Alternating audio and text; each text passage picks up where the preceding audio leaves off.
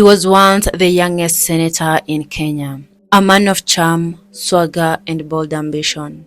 But now he is the most talked about governor in the country, sometimes for the right reasons and often for the wrong ones. This is not just a biography. This is the story of a man who rose fast, faced backlash, and is now struggling to balance his past promises with Nairobi's harsh political reality. Johnson Sakaja was born on February 2nd, 1985 in Nairobi, Kenya. He grew up in Parklands before the family later moved to Lang'ata.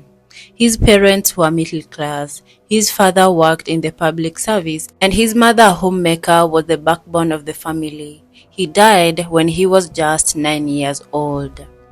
Sakaja is the last born in a family of 4.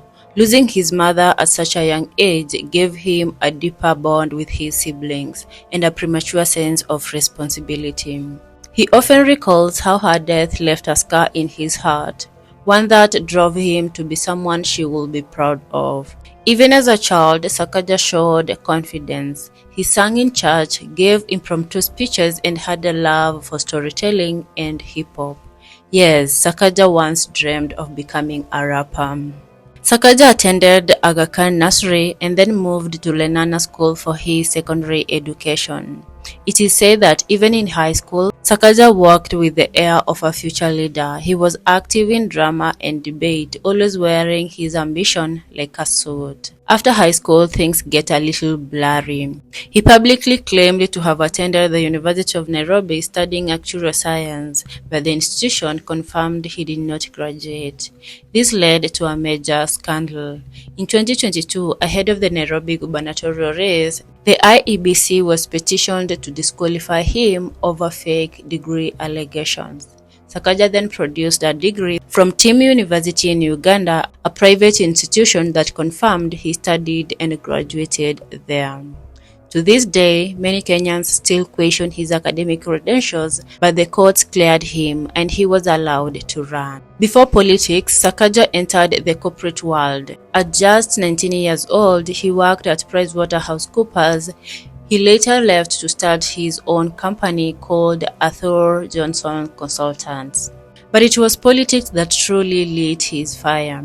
In 2007, Sakaja joined the Party of National Unity (PNU) as a policy advisor. He was just 22 years old. He worked behind the scenes on the 2007 presidential campaign, writing speeches, organizing logistics, and drafting strategy.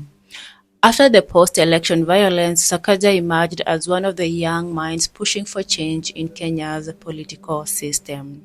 In 2013, at only 28 years old, Sakaja was nominated to Parliament to represent the youth.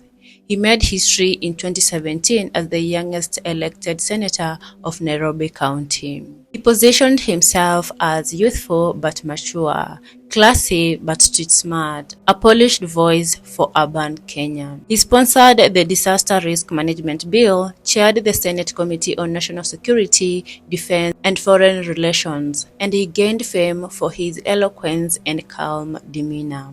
But critics say he talked more than he acted. In August 2022, Johnson Sakaja ran for governor of Nairobi on a United Democratic Alliance (UDA) ticket. Despite the noise about his degree, he won, beating Polycarp Igathe in a closely watched race. Sakaja's campaign was smooth, digital-savvy, and stylish. He promised to restore dignity to Nairobi, fix the roads, sort out the matatu chaos, manage garbage collection, and empower informal settlements. He introduced the Nairobi Festival, created the Green Nairobi Initiative, and started school feeding programs for ECDE learners. For a moment, Nairobians felt hopeful. But reality hit hard. Within his first year, Sakaja faced intense criticism over road designs. Roundabouts and backstreets were redesigned without proper input. Garbage areas like Eastlands and Kibra began piling up west again. Matatu ban confusion. CBD decongestion plans created chaos. Power struggles with MCAs, fights over budget allocations and board projects. Tender wars and allegations of worst workers. Transparency was questioned.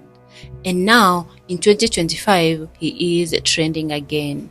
Protests in Nairobi have been growing. First about the 2024 finance bill, then sparked by the 2025 death of blogger Albert Ojwang in police custody. Kenya erupted. The Gen Z-led protests began peaceful, but by July 2nd, 2024,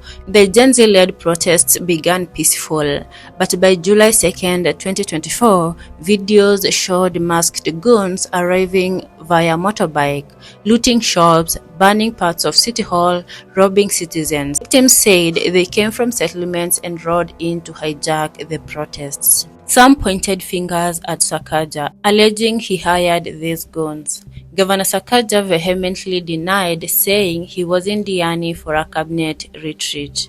Goons later complained at a video that promised payment never came. Opposition MPs and civil society condemned the infiltrators. Some said it was deliberately done to disrespect peaceful protests. For Sakaja, balancing protest rights with city order became his defining challenge. Away from the spotlight, Sakaja is a family man. He is married to Beatrice Sakaja, a soft-spoken private figure who avoids media attention. Together, they have 4 children. Sakaja has shared that his family grounds him. He also credits his Christian faith. He often quotes Bible verses and attends deliverance church. But he is also a lover of music. He once led a gospel rap group and still writes rhymes in private. So where does Sakaja go from here? He is young, only 40 years old. He has time, but time runs fast in politics. Will he fix Nairobi, or will Nairobi break him? Will he rise to national leadership or fade away as another politician who promised too much?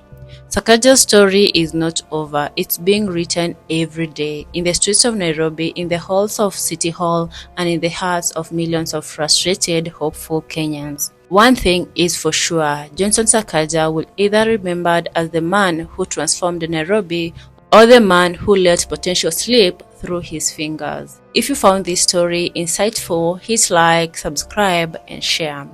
What's your opinion on Sakaja's performance so far? Drop a comment below. Until next time, stay informed, stay aware, and stay questioning.